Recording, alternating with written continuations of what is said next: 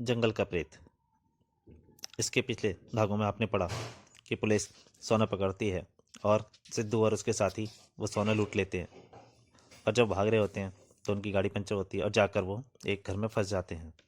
उस घर में एक मानव भेड़िया होता है जो एक एक करके सब पे हमला शुरू करने कर देता है। सबसे पहले वो रंगा को मारता है। रंगा की हत्या करने के बाद बाकी सब लोग डर जाते हैं। उन पर उनकी सब वो सोचते हैं कोई सिंपल साधारण भेड़िया है, और एक दूसरे भेड़िया को मार देते हैं। पर एक एक करके वो भेड़िया फिर भी नहीं मानता। वो भेड़िया उसके बाद नारायण पर हमला करता है और नारायण को बाहर मार देता है। और जब सिद्धू वहाँ पहुँचता है तो उसके बाद सिद्धू को भी मार देता है। सिद्धू बचने की बहुत कोशिश करता है पर वो भी मारा जाता है। और इधर जब बाली राजा को छोड़कर उनकी आवाज़ सुनने जाता है कि जहाँ सिद्धू की हत्या होती है, तो उसके बाद माना भेड़िया पीछे राजा के ऊपर भी हमला कर देता है और राजा को भी अपने साथ खींच के ले जाता है। उसके बाद बाली वहाँ से देखता है सिद्धू और नारायण की लाश देखता है तो डर कर वापस भाग कर पहुँचता है। अब उसके आगे, यहाँ अंधेरा क्यों है और राजा कहाँ गया? उसे भेड़िया उठाकर ले गया, रमेश बोला। रमेश ने उसे विस्तार पूर्वक पूरी घटना सुना दी। इसका मतलब है कोई खूनी दरिंदा हमारे पीछे पड़ा हुआ है। उसने नारायण और सिद्धू को भी मार डाला है। ओह, वे दोनों भी मर गए? हाँ, अब इस खतरनाक जगह पर मैं अकेला रह गया हूँ। अकेले कहाँ हो? मैं भी तो हूँ। मुझे आजाद कर दो, बाकी हम दोनों मिलकर उस खूनी भेड़िए को खत्म कर सकते हैं। बाली कुछ क्षण सोचता रहा, फिर रमेश के बंधन खोल दिए। मुझे इस वक्त एक साथी की जरूरत है, इसलिए तुम पर भरोसा कर रहा हूँ, लेकिन मुझे देखकर भागने की कोशिश की तो तुरंत गोली मार दूंगा। बाली ने ऐसे समय में भी रमेश को धमकाने की कोशिश की, पर रमेश बोला, ठीक है, चलो अब हम उस भेड़िए की तलाश करते हैं। मैं इस मशाल जला देता हूँ। दोस्तों, अभी कहानी जारी है, पर आपके आगे इससे पहले कि आप आगे कहानी पढ़ें, आपसे एक बात बोलना चाहता हूँ। अगर इस कहानी का पूरा आनंद उठाना चाहते हैं तो प्लीज़ इसके पिछले भागों को ज़रूर पढ़िएगा, और कहानी अगर अच्छी लगे तो कहानी को लाइक भी कीजिए और वीडियो को शेयर भी कीजिए, ताकि मैं और अच्छी अच्छी कॉमिक बनाने के लिए प्रोत्साहित हूँ और अच्छी कॉमिक बना सकूँ। चलिए अब आगे कहानी शुरू करते हैं। यह देखो, खून के निशान।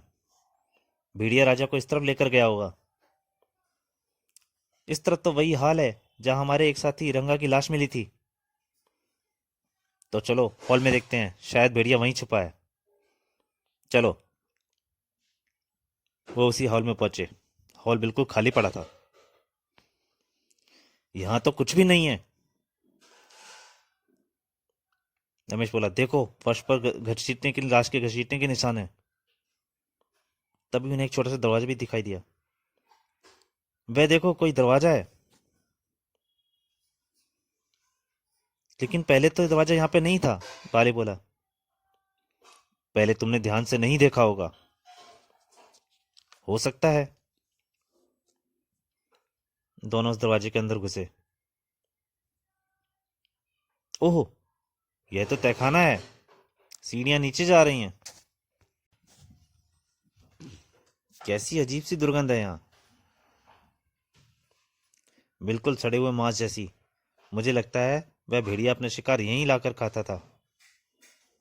दोनों सीढ़ियों से नीचे उतरते आते हैं और सीढ़ियों में मसाल की रोशनी में उन्हें राजा की लाश दिखाई देती है। राजा, वाली चिल्लाता है। ओह, तभी फड़ फड़ फड़ फड़ फड़ फड़।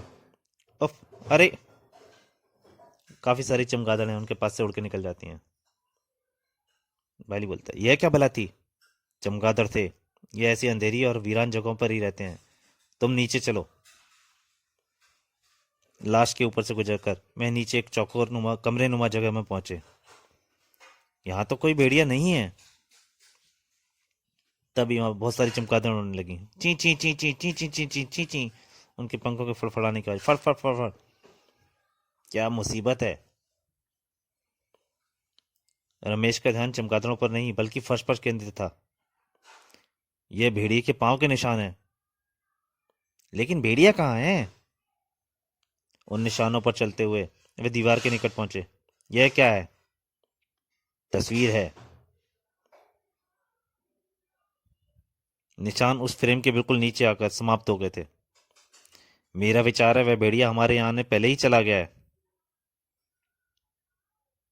पर रमेश कुछ सोच रहा था। वह बोला, मुझे कुछ गड़बड़ लगती है बाली।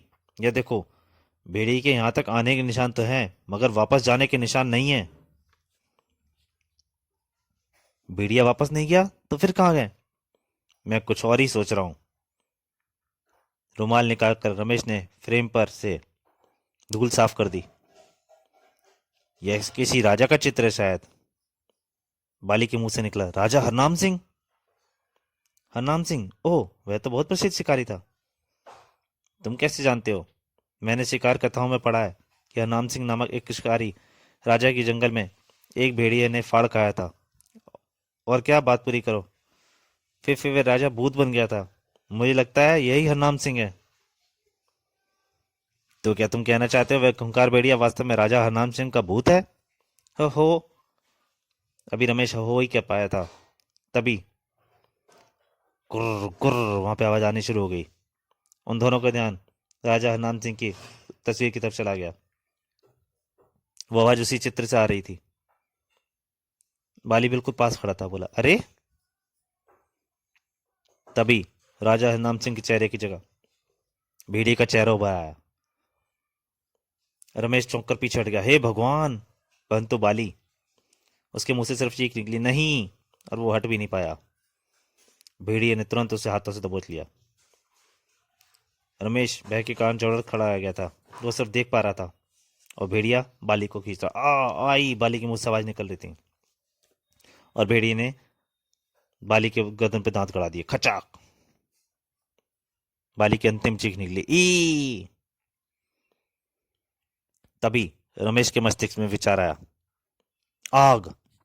आग ही प्रेतात्माओं का नाश कर सकती है। बाली को खत्म करने के बाद मानव भेड़िए के हाथ रमेश की ओर बढ़ रहे थे, परंतु रमेश का दिमाग काम कर चुका था। उसने मशाल उसकी तरफ बढ़ा दी। आग! आहा! और भेड़िया तुरंत जैसी ही आग लगी, भेड़िया पीछे हो गया। मशाल लगते ही हाथ गायब हो गए और तस्वीर में फिर से राजा नाम का चेहरा उभर आया। लेकिन रमेश रुका नहीं। उसने मशाल फ्रेम के कोने में आग लगा दी। जैसे ही तस्वीर ने आग पकड़ी, तहखाने में भयानक चीखें गूंजने लगी। आई! रमेश समझ गया था सारी बात। यह प्रेत जल रहा है। अब यहाँ रुकना ठीक नहीं है। और रमेश तेजी से बाहर दौड़ पड़ा। अंधेरे में भी रात को बहुत तेज दौड़ा था, परंतु अंधेरे की वजह से वहां से काफी दूर उसे एक ठोकर लगी। आहा! गिरते ही उसका सिर एक पत्थर से टकराया और वह बेहोश हो गया। जब उसे होश आया तो सुबह हो चुकी थी और उसके इर्द गिर्द बहुत से पुलिस वाले खड़े थे। ओह, पुलिस! हाँ, तुम कौन हो? रमेश ने अपना परिचय कराने के बाद उन्हें सारी घटनाएं सुनाई। वह पुलिस के दल वास्तव में बाली और उसके साथियों की तलाश में जंगल में घूम रहा था। पुलिस वाले रमेश को लेकर उस स्थान पर पहुंचे और वहां से सोने का संदूक बरामद कर लिया जो डाकू लूट कर लाए थे, लेकिन तहखाने में जाने का किसी का साहस नहीं हुआ था। तो दोस्तों, ये कथा यहीं पे समाप्त होती है। प्लीज़, अगर अच्छी लगे तो शेयर कीजिए और लाइक कीजिए। धन्यवाद।